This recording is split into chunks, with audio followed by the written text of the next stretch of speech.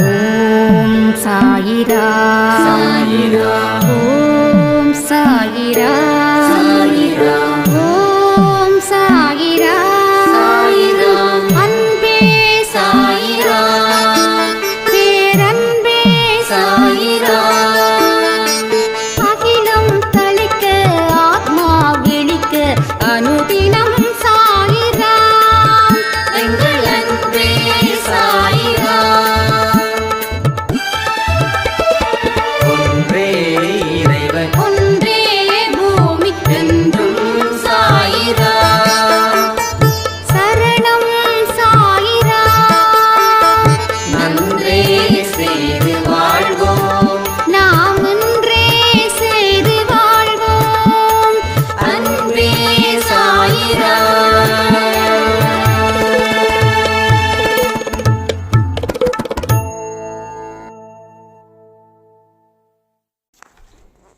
சாய்ராம். என் உயிரின் உயிரானவர்களே, வாழ்க்கையில் ஒவ்வொரு நாளும் சவால்களை நீங்கள் சந்திக்கிறீங்க. இந்த சவால்களை சந்திக்கும் போது உங்கள் மனநிலை எப்படிப்பட்டதா இருக்கணும்? ஒவ்வொரு சவால்களையும் எப்படி ஆர்வத்துடன் சந்திக்கணும்? ஒவ்வொரு சவால்களும் நம்ம வாழ்க்கையில் எப்படி ஒரு வெற்றியின் படிக்கட்டா மாறப்போகுது? இதனால உங்க வாழ்க்கையில் நம்ம சாயப்பா எந்த மாதிரியான ஒரு வாழ்க்கையை உங்களுக்கு அமைச்சு தர போறாரு? இந்த சவால்களை சந்திப்பதன் மூலம் கர்மாக்கள் உங்ககிட்ட எந்த மாதிரி போட்டியிட போகுது? இதை பற்றி தான் இன்னைக்கு பேசக்கூடிய பதிவு.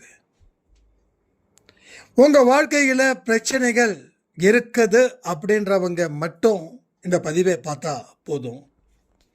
எனக்கு ப்ராப்ளமே இல்லை, சவால்களை நான் தைரியமாக சந்திக்கிறேன், எனக்கு பிரச்சனை இல்லை அப்படின்றவங்க இந்த பதிவை கேட்க வேண்டிய அவசியமும் இல்லை. ஏன்னா உங்களுக்கு ஏற்கனவே அந்த அறிவை கடவுள் கொடுத்ததால அந்த மனதில் சில விதையை அவர் விதைச்சதால அது உங்களுக்கு இப்போ தேவைப்படாது. அப்போ இந்த பதிவை கேட்பதன் மூலமா ஒரு விதையை அவர் விதைக்கிறார். அதை நீங்க இன்னும் கொஞ்ச நாட்களில் அறுவடை செய்ய போறீங்க. ரைட்டா? அப்போ யாருக்கு இந்த விதைப்பாரு அது தெரியணும்ல.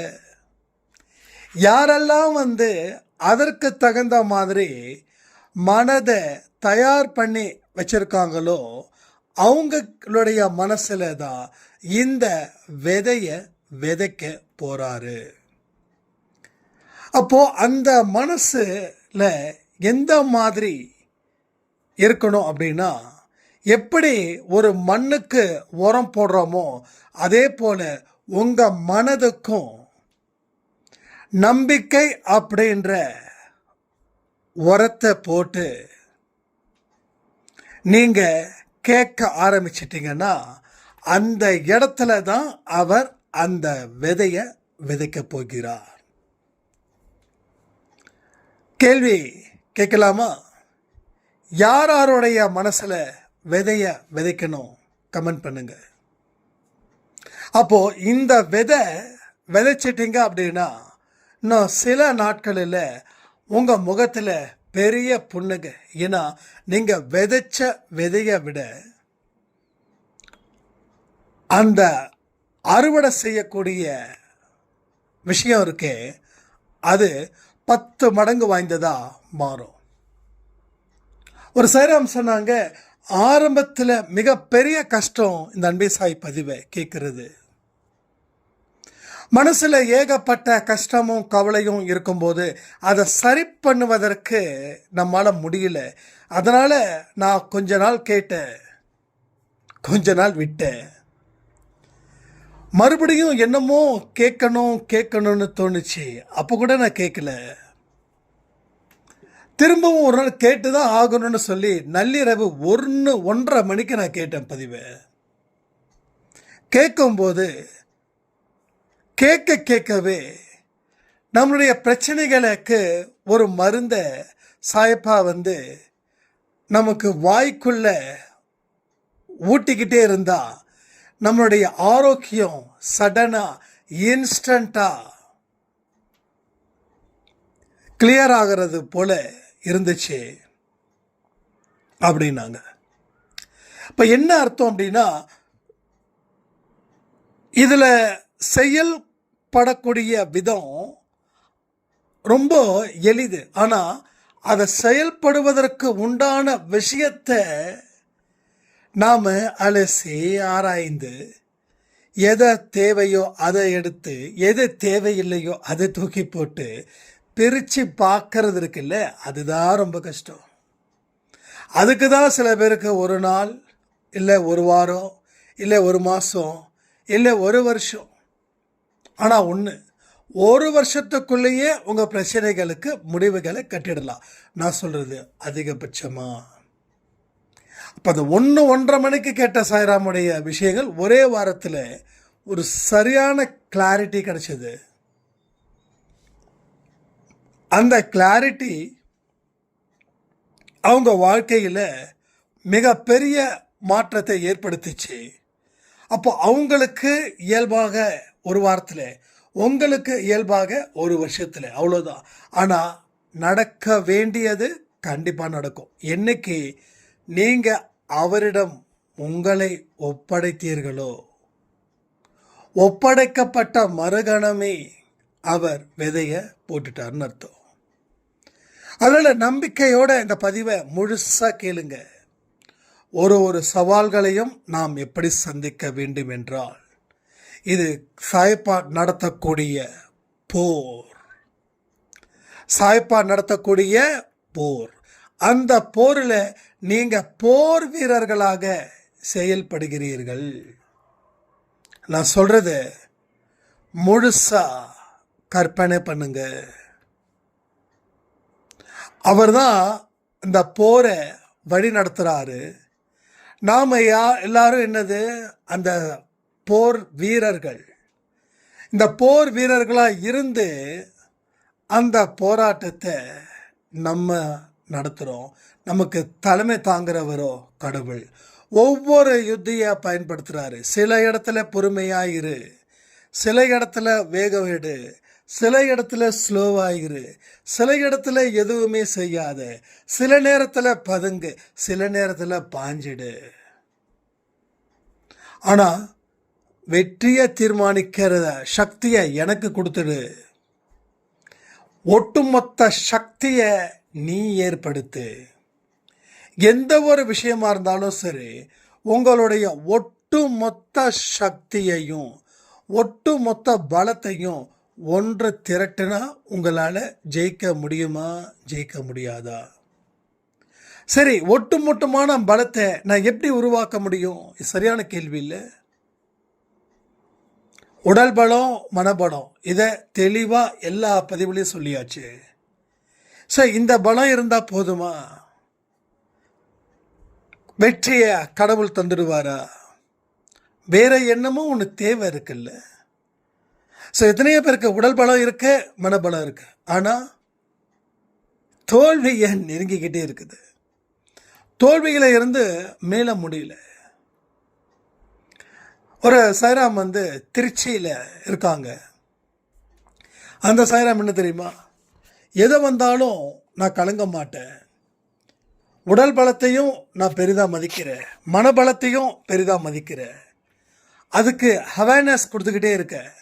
எங்கேயும் பயப்படாமல் வாழ்ந்தாவே நம்ம தெளிவாக இருப்போன்ற விஷயங்களை அன்பை சாயில் கற்று தேர்ந்துக்கிட்டேன்.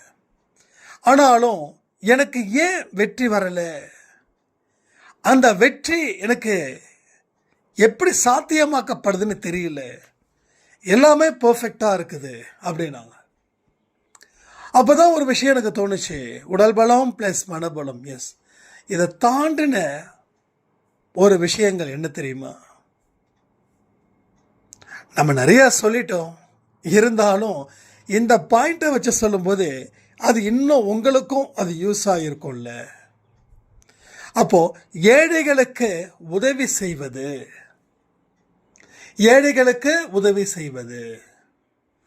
இப்போது அவர் சொல்கிறாரு, இது வரைக்கும் ஏழைகளுக்கு நான் உதவி செய்யலைங்க, ஏன்னா என்கிட்ட எந்த விதமான ஏழைகளும் இங்கே இல்லைங்க அப்படின்னு.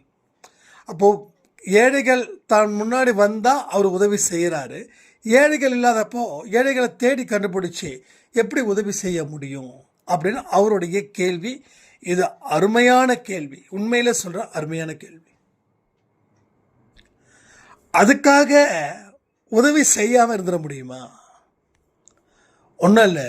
ஒரு டாக்டர் உங்களுக்கு ப்ரிஸ்கிரிப்ஷன் எழுதி கொடுக்குறாரு. நீங்கள் வெளியூர் போகிறீங்க, மாத்திரை எடுத்துகிட்டு போக மறந்துட்டீங்க. அப்போது அந்த ப்ரிஸ்கிரிப்ஷனை கொடுத்து அந்த மெடிக்கல் ஷாப்பில் அந்த மாத்திரை கேட்குறீங்க. அந்த மாத்திரை அங்கே இல்லை. அதனால் நீங்கள் என்ன பண்ணுவீங்க? மாத்திரை இல்லைன்னு சொல்லி நிறுத்திட முடியுமா? உடனே உங்கள் ஹாஸ்பிட்டலுக்கு ஃபோன் பண்ணுறீங்க. ஃபோன் பண்ணி இந்த ஊரில் இருக்க இந்த மாத்திரை இல்லை, வேறு எந்த மாத்திரைன்னு சொல்லி நீங்கள் அதுக்கு ஆல்டர்னேட் தேடுவீங்களா, தேட மாட்டிங்களா? அப்போது மெடிக்கல் ஷாப்பில் என்ன சொல்லுவாங்க? ஓகேங்க, இது தாராளமாக வாங்கலாம், அந்த என்னென்ன இது இருக்கோ அதே தான் இந்த கெமிக்கல் இதுமே இருக்குது, அதனால் நீங்கள் தாராளமாக நீங்கள் வாங்கலாம், ஒன்றும் பிரச்சனை இல்லை அப்படின்னு சொல்கிறாங்க. இப்போ நீங்கள் ஒரு தடவை டாக்டர்கிட்ட கேட்குறீங்க, இல்லை டாக்டர் வேறு மாத்திரை சொல்கிறாங்க, நீங்கள் எங்கேன்னு சாப்பிட்றீங்க. அப்போது மருந்து இல்லை என்றாலும் மருந்தை தேடி கண்டுபிடித்து மருந்தை வாங்கி நீங்கள் உட்கொள்கிறீர்கள். ஏன்னா உயிர் முக்கியம் இல்லை? உயிர் முக்கியம் தானே. உயிர் வாழ்கிறதுக்கு தானே மாத்திரை மருந்து சாப்பிட்றோம். மாத்திரை மருந்து சாப்பிட்றதுக்கு யாருக்கு தான் பிடிக்குது? சின்ன குழந்தையில இருந்து பெரிய தாத்தா பாட்டி வரைக்கும் பிடிக்குதா? அப்போது ஏழைகள் இல்லைன்னா ஏழைகளை தேடி கண்டுபிடிச்சி உதவிகள் செய்யணுமே. ஆனால் இப்போ நமக்கு பிரச்சனை இல்லைங்க. ஃபஸ்ட்டு ஒரு 3-4 மாதம் ரொம்ப ப்ராப்ளமாக இருந்தது. இப்போது இங்கே நீங்கள் 100, 500 இப்படிலாம் அனுப்பும்போது இதை சரியான டைமில் கொடுத்துடணும். அதுக்கு தான் அந்த அன்பை சாய்க்கிற ஒரு தனி நம்பர். அதில் கூகுள் பே மட்டும், வேறு எதுக்கும் யூஸ் பண்ணுறதே கிடையாது. எப்பப்பெல்லாம் கேஷ் வருதோ அப்போல்லாம் எங்கே ஒரு ஒரிஜினாலிட்டி உண்மையாக ஒரு கொடுக்குறோமோ அங்கே நம்ம கொடுத்துட்றோம். அப்போது உதவி செய்யும் எண்ணம் இருந்தால் உதவி பெறுபவர்கள் ஆட்டோமேட்டிக்காக கடவுள் காட்டுவார். அப்போ என்னாச்சு? ஏழைகளுக்கு உதவி செய்வதன் மூலமாக கிடைக்கக்கூடிய பலன் வேணும்ல, அது ஒரு பெரிய பலன்தானே. அதை நாம் சரி பண்ணணும்ல. அதை சரி பண்ணாதானே அடுத்த கட்டத்துக்கு உண்டான வழிகளும் அடுத்த கட்டத்துக்கு உண்டான முயற்சிகளும் இங்கே நடக்கும். அதை புரிஞ்சுக்கலைன்னா என்ன அர்த்தம்? அப்போது ஏழை எளியவர்களுக்கு செய்யக்கூடிய உதவிகள் மூலமாக பெறக்கூடிய பலம் வேணும். ஸோ உடல் பலம் ப்ளஸ் மனபலம் ப்ளஸ் முகம் தெரியாத மனிதர்களுக்கு உதவி செய்வதன் மூலமாக கிடைக்கக்கூடிய பலம் மொத்தம் 3 பலம் வந்துருச்சு. 2 பலத்தை விட்டுருங்க, எக்ஸ்ட்ரா பலம் இந்த ஒரு பலம். அடுத்த பலம் என்னங்க?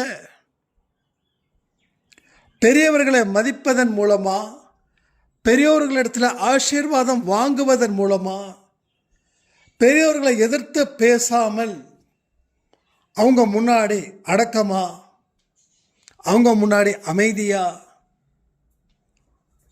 இருப்பதன் மூலமாக, அவர்களை விரும்புவதன் மூலமாக, அவர்களுடைய மனதை குளிர்விப்பதன் மூலமாக பெறக்கூடிய பலன்கள்.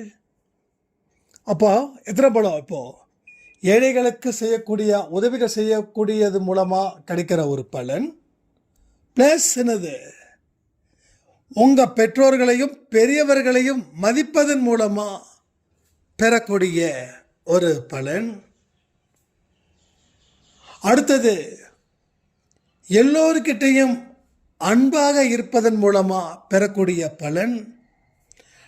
அடுத்தது எல்லார்கிட்டையும் நல்ல வார்த்தைகள் சொல்வதன் மூலமாக அடுத்தவர்களோட மனதை குளிர்விப்பதன் மூலமாக பெறக்கூடிய பலன். உங்களுக்கு கீழே இருக்கிறவங்களையும் உங்களுக்கு மேலே இருக்கிறவங்கள மாதிரி நினச்சி பழகக்கூடிய விதமாக கிடைக்கக்கூடிய பலன் இதையெல்லாம் சேர்ந்து தானே, இதையெல்லாம் சேர்ந்தாதானே உங்களுக்கு கூடுதல் பலனை அது அளிக்கும். புரியுதா? கூடுதல் பலனை அது அளிக்கும். அப்போது இதையும் உங்கள் செக்மெண்ட்டில் கொண்டு வாங்க. அப்போது உடல் பலம் ப்ளஸ் மனபலம் எக்ஸ்ட்ரா இருக்கக்கூடிய பலன்கள். அப்போது எங்கெங்கெல்லாம் பாயிண்ட் இருக்குதோ, எங்கெங்கெல்லாம் பள்ளம் இருக்குதோ, அந்த பள்ளத்தை நிரப்புற வேலையை தான் நம்ம பார்க்குறோம். ஒட்டுமொத்தமாக பள்ளம் இல்லை, ஒட்டுமொத்தமாக பள்ளம் இல்லை. அதுக்கு பல யுகம் ஆகும் அதை மூடுறதுக்கு. ஆனால் இங்கே அப்படி கிடையாது. ஒரு இடத்துல தான் பள்ளம் இருக்குது. அந்த இடத்த சரி பண்ணிட்டோம் அப்படின்னா ட்ராவல் பண்ணுறது ரொம்ப ரொம்ப ஈஸி. அதுதான் நீங்கள் தெரிஞ்சுக்க வேண்டிய மிக முக்கிய ஒரு பாடம். உறுதியாக நம்புங்க. இது எல்லாம் சேர்ந்தா ஒரு போருக்கு போகும்போது, நீங்கள் போராடும்போது நீங்கள் நிச்சயமாக தோற்கவே மாட்டீர்கள். அவ்வளவு பெரிய விஷயங்கள் இந்த வாழ்க்கையில், இந்த வாழ்க்கை அப்படின்ற போர்க்களத்தில் உங்களுக்கு இருக்குது. அப்போது இத்தனை விஷயத்தையும் நீங்கள் சரி பண்ணி வச்சிருக்கீங்களான்றதை பாருங்கள். இதில் ஓட்டா ஒடிசல் இருந்தால் அதை ஃபுல் பண்ணுங்க, அதை நீங்கள் ஃபுல் பண்ணுங்க. உடல் பலம் மனபலம் இது ரொம்ப முக்கியம். முதல்ல இதை சரி பண்ணிவிட்டு அடுத்தடுத்ததுக்கு உண்டான வழிகளை நீங்கள் சரி பண்ணுங்க. அப்பொழுது தான் உங்களுக்கு போரில் வெற்றி கிடைக்கும். இல்லைன்னா போரில் என்ன கிடைக்கும்? ஒரு பெரிய தோல்வி மட்டும்தான் கிடைக்கும். தோல்விகளால் நீங்கள் மீண்டும் மீண்டும் ஏன் துக்கப்படுறீங்க, ஏன் துயரப்படுறீங்க? உங்களுக்கு என்னதான் பிரச்சனை? அது அங்கங்கே இருக்கட்டுமே. அதை நீங்கள் சரி பண்ணால் தானே உங்களோட பிரச்சனைகள் தீரும். உங்கள் வாழ்க்கையில் நீங்கள் செய்ய வேண்டிய விஷயங்கள், சின்ன சின்ன விஷயத்துக்கு கவனத்தை வைப்பதன் மூலமாக பெரிய விஷயத்தை நீங்கள் ஜெயிக்கலாம். பெரிய பெரிய விஷயத்தை நீங்கள் நிச்சயமாக ஒரு மிகப்பெரிய லாபத்தை நீங்கள் அடையலாம். இதெல்லாம் நீங்கள் தெரிஞ்சிக்க வேண்டிய விஷயங்கள். இதை நீங்கள் பல தடவை நம்ம சொல்லியாச்சு, சொன்னதையே நம்ம சொல்கிறோமே அப்படின்னு யாருக்காவது ஒரு சலிப்புத்தன்மை வந்தாலும் அதை பற்றி எனக்கு எந்த கவலையும் கிடையாது. ஏன்னா நாம் நிறைய விஷயங்களை நினைக்கிறோம், அது நடந்தால் எவ்வளவு சந்தோஷப்படுவோம் அப்படின்ற ஒரு சந்தோஷத்தையும் நாம் ஏற்படுத்திக்கிறோம். ஆனால் அது எல்லாமே நடக்கணுன்ற ஒரு ஆர்வம் இருக்கணுமா இல்லையா? அது நடந்தால் தானே நம்ம வாழ்க்கையில் அந்த உண்மையான சந்தோஷத்தையும் உண்மையான மகிழ்ச்சியையும் நாம் என்ஜாய் பண்ண முடியும். அப்போது கனவு கனவோடு போயிட்டால் போதுமா? கனவு நினைவாக வேண்டாமா? இது உங்கள் சந்தோஷம் மட்டும் இல்லைங்க. உங்களை எத்தனையோ பேர் மதிக்காமல் இருக்காங்களே, அவங்களுக்கும் நீங்கள் ஒரு பாடத்தை சொல்லிக் கொடுக்க வேண்டாமா? ஒரு மதிக்காத என இருந்தீங்க, இப்போ பார்த்தியா எந்த அளவுக்கு மதிப்பு மிக்க மனுஷனா என்னுடைய சாயப்பா என்ன உருவாக்கி வச்சிருக்காருன்னு நீங்கள் சொல்ல வேண்டாமா? சொல்லுங்கள். இங்கே நிறைய பேரோட வாழ்க்கையில் பல கஷ்டங்கள் உங்களுக்கு தெரியல. இங்கே 1000 பேர் எங்கிட்ட பதில் கமெண்ட் சொல்கிறீங்க, பேசுகிறீங்க வாட்ஸ்அப்பில். அப்போ ஒவ்வொருத்தவங்களுக்கும் இருக்கக்கூடிய குறைகளை தான் ஒரு பொதுவான ஒரு ஆடியோவாக நாம் உருவாக்கி நாம் சரி பண்ணிக்கிட்டு இருக்கோம். அப்போ இதை நீங்கள் எந்த அளவில் எடுத்துக்கிறீங்கன்றதை பொறுத்து தான் உங்கள் வாழ்க்கையில் எதிர்காலம் உங்களுக்கு சிறப்பாக இருக்கும். அதனால் யாரும் எதை பற்றி கவலைப்பட வேண்டாம். அங்கங்கே இருக்கக்கூடிய பள்ளங்கள், அந்த பள்ளங்களை சரி பண்ணணும் அப்படின்ற ஒரு தாட் வச்சுக்கோங்க. உங்களுடைய பலத்தையும் நீங்கள் பெருக்குங்கள். அப்போ உங்களுக்கு தேவையான பலத்தை பெருக்குவது புத்திசாலித்தனம் தானே. அந்த புத்திசாலித்தனத்தை என்றைக்குமே பயன்படுத்தணும் தானே. பயன்படுத்தினாதான் நீங்கள் ஜெயிக்க முடியும். அப்போ தான் அவர் நீங்கள் நடத்தக்கூடிய யுத்தத்திற்கு அவர் தலைமை ஏற்பார். இல்லைன்னா நீங்களே போராட வேண்டியதுதான். நீங்களே போராடி போராடி போராடி தோல்வியை அடைஞ்சிக்கிட்டே இருக்க வேண்டியது தான்.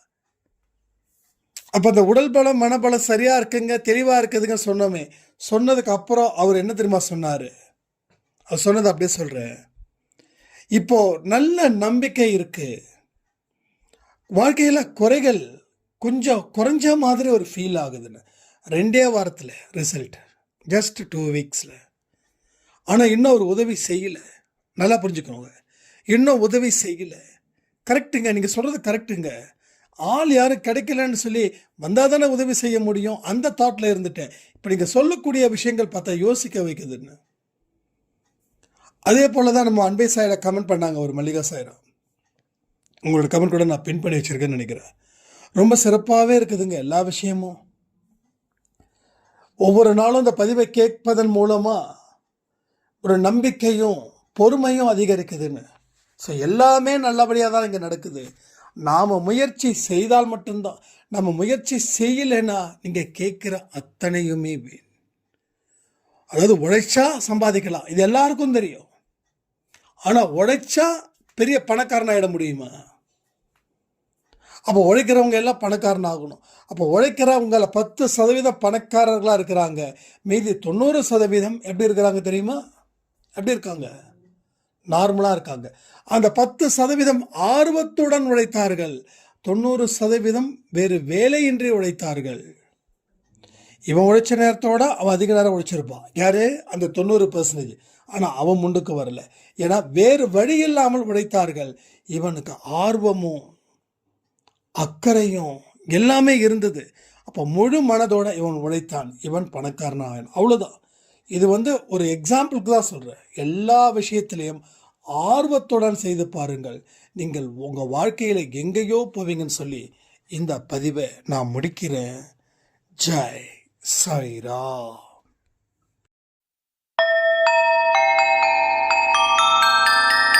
ஓம் சாயிரா.